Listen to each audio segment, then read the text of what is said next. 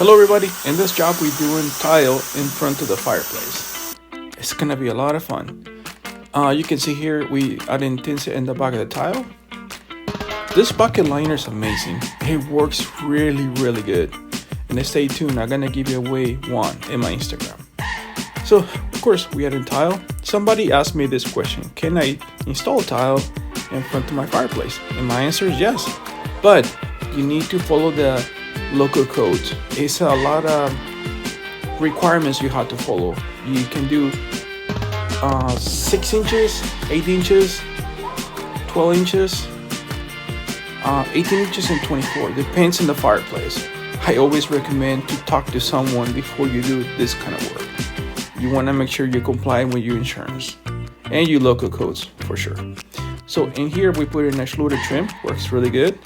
We want to make sure it looks perfect. Of course we added more tinsel at the back of the tile. I know probably you guys gonna be tired that I say that, but always add tinsel in the back of the tile. So we need to make sure everything's nice and even.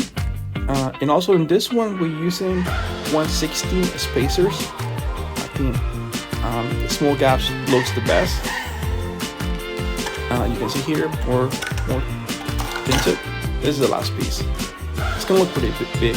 This tile actually was pretty big and we had to cut it to fit it the way the customer wants it. And it turned out pretty good. I like the sluter. The sluter makes it look so pretty and nice. Turned out really well. Again, double check your local codes. Make sure you're okay to do tile in front of the fireplace. And it turned out pretty good. Let me know if you guys have any questions or comments. We'll see you next one.